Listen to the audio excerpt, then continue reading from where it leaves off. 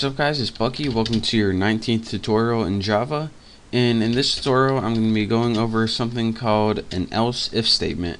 Now what an else if statement is pretty much a way of giving Java many options.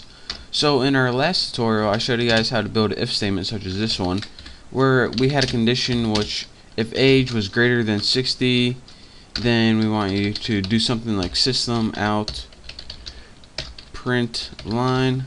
I can copy that so I don't have to keep typing it. So if it's over 60, say you are a senior citizen. Let me type it right. There we go. So if statement allows you to give it one option. We also have something called else, which gives it another option. Say else if it's less than 60, you are a young buck. And when we run this, make sure we don't got any errors. It says you are a young buck. So again, a simple if statement, what this allows you to do is give it one option and an alternative option.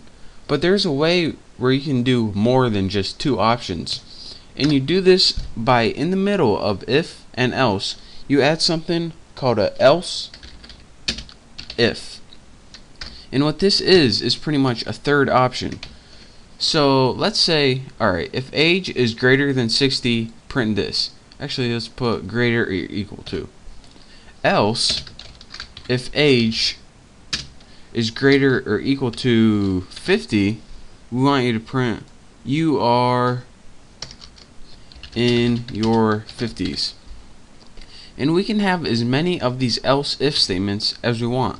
So unlike last time where we only had one alternative, it tests to see if age is equal or where it stands in many different tests. So if it's greater than 60, do this. And if it's not greater than 60, then it must be less than 60. So else if it's greater than 50, do this. And we can do this all the way down.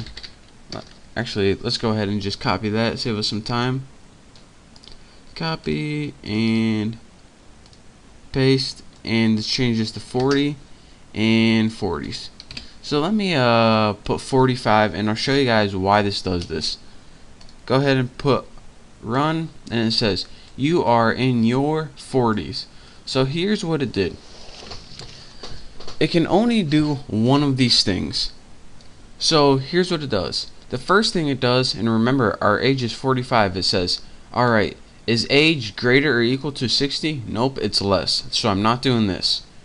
Is age greater or equal to 50? Nope, it's not, so I'm not doing this.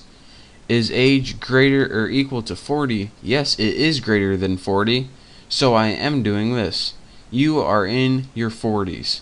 So that's why it outputted you are in your 40s.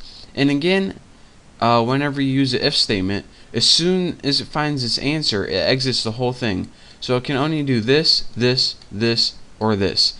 And since it did this one, since age was greater than 40, there was no need to go to the else because it already found its answer.